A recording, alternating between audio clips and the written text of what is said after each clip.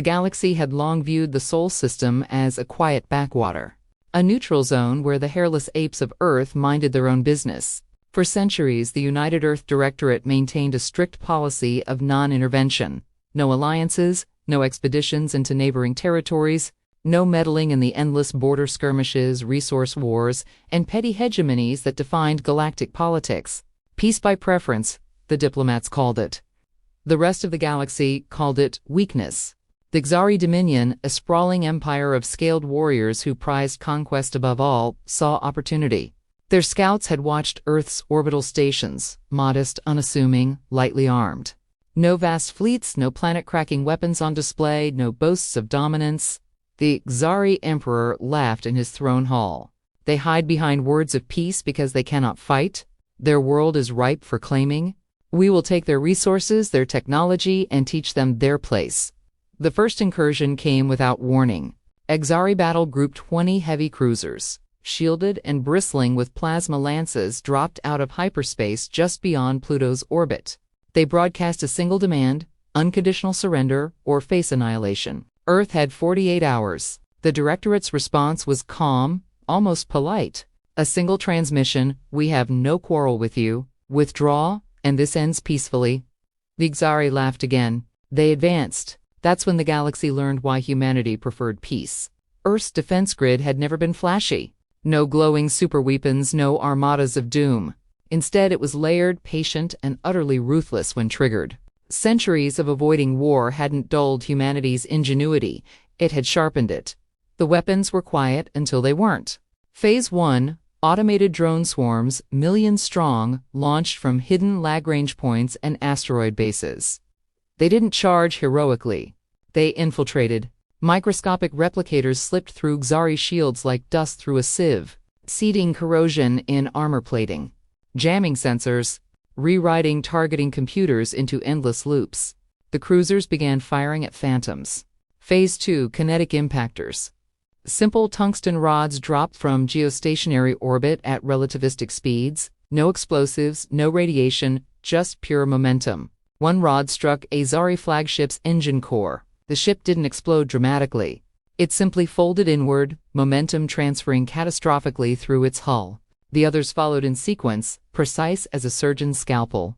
Phase 3, the human fleet finally appeared. Not a parade of gleaming battleships, but a swarm of asymmetric crafts, small, fast, stealth-coated. Crewed by volunteers who had trained in simulations of every conceivable hell.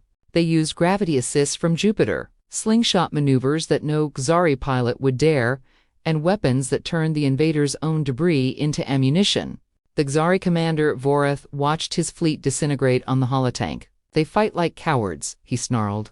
"No honor, no lines of battle." His tactical officer, trembling, replied, "They fight to win, my lord. We assumed they were weak because they did not flaunt strength. We were wrong." Within hours, the battle group was reduced to drifting wreckage and escape pods. Earth forces did not pursue into Xari space. They simply transmitted a new message across every frequency: "We choose peace because we know the cost of war. Do not make us remind you again." Word spread quickly. The Dominion's neighbors, who had once mocked Earth's isolationism, now spoke in hushed tones. Ambassadors arrived, not to conquer, but to negotiate. The Xari Emperor, stripped of his bravado, sent envoys bearing tribute and apologies. In the Directorate's council chambers, an old general leaned back and smiled thinly. "They thought we were pushovers because we didn't swagger. They forgot the oldest rule: the most dangerous animal is the one that doesn't need to roar." Earth returned to its quiet corner of the galaxy. Trade resumed, carefully monitored. No invasions followed. The squabbles of empires continued elsewhere, but the Sol system remained untouched. Peace by preference wasn't weakness. It was a choice, one backed by the certainty that, if forced, humanity would end the argument decisively. And the galaxy never forgot that lesson. Decades passed in the quiet aftermath. The Xari Dominion, once a roaring predator among the stars, now spoke softly in diplomatic channels. Their emperor had been replaced by a regent council that prioritized survival over expansion. Trade flowed into Sol system rare isotopes, exotic alloys, cultural artifacts, always on Earth's terms, always with unspoken deference. The galaxy learned the new etiquette. do not test the silent ones. But peace, even preferred, is never truly static. Farther out, in the shadowed fringes where the older empires decayed, a new coalition rose. The Vexeri Concord reptilian strategists, insectoid engineers, crystalline tacticians, had watched the Gazari humiliation with cold calculation. They did not make the same mistake of assuming bluster equaled strength. Instead, they studied. Probes ghosted through Sol's outer comets. Stealth drones mapped the Lagrange defenses. Quantum listeners sifted Earth's transmissions for weakness. They concluded the humans were not hiding an empire-sized fleet. They had no desire for conquest. Their power was reactive, defensive, terrifyingly efficient, but finite. Push hard enough, fast enough from multiple vectors, and the layered grid would crack before it could fully respond. The Concorde would not demand surrender. They would simply arrive in overwhelming force, occupy key orbitals, and present the Directorate with a fait accompli. Humanity would accept the new reality or die in futile resistance. Operation Veilfall began on the 10th anniversary of the Xari defeat. 300 Concorde vessels, sleek, black-hulled, phase-cloaked, emerged simultaneously across the system. A third at Jupiter's Trojans, another slicing through the Kuiper Belt, the main body breaking hard at Mars' orbit. Their opening salvo was surgical, orbital fortresses vaporized, relay stations silenced. Lunar shipyards crippled in minutes. No grand declaration. Just the quiet assertion of superior numbers and surprise. The Directorate's response was immediate but measured. The same calm transmission echoed across every band. We have no quarrel with the Concorde.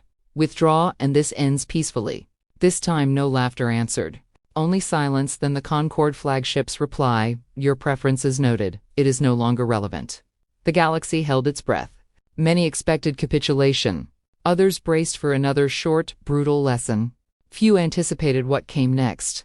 Earth had not rested on the laurels of one victory. Preference for peace had bought time to evolve. Phase 1 evolved. The drone swarms were no longer millions. They were trillions, self-replicating von Neumann clouds seeded across the Oort cloud years earlier. They did not infiltrate slowly. They erupted. Naniot storms engulfed Concorde formations, disassembling armor molecule by molecule. Shields flickered and failed as molecular disassembly spread like gray plague. Ships turned to expanding clouds of dust before they could scream. Phase 2 escalated. The kinetic impactors were now guided. AI-piloted rods accelerated not just from orbit but from hidden mass drivers buried in Mercury's crust, struck at near sea. Each impact released fusion cascades tuned to the invader's shield harmonics. Concorde cruisers imploded into singularities of their own making. Phase 3 unveiled the true evolution. The asymmetric fleet no longer waited. It had been waiting. From dark pools in the asteroid belt rose vessels that defied easy classification organic metallic hybrids grown in microgravity vats. Piloted by neural-linked crews who had volunteered for a permanent interface, they moved with predatory grace, using Alcubierre-derived microwarps for instantaneous repositioning within the system. Weapons, not plasma lances or torpedoes. Gravitic shears that tore holes along fault lines no designer anticipated.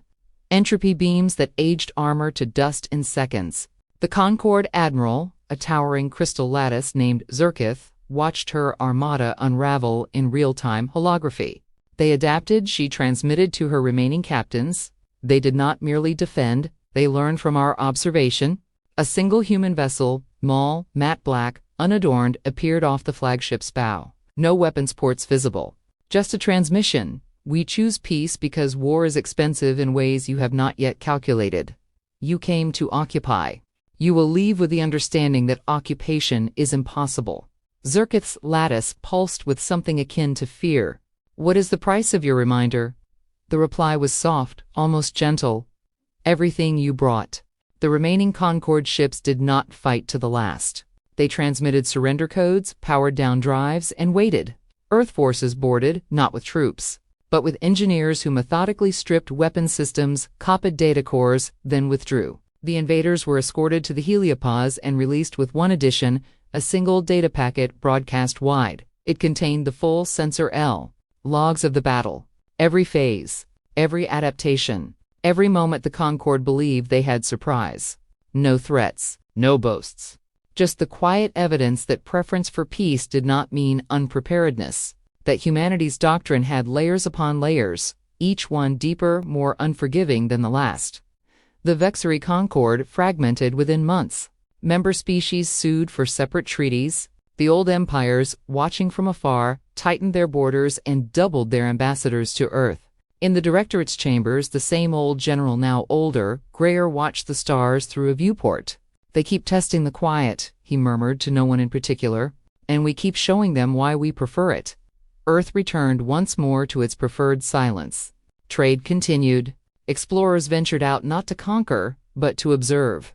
The galaxy's squabbles raged on, but always around the edges of Sol System, never through it. Peace by preference endured. Not because humanity feared war, but because they had made certain the galaxy feared forcing their hand.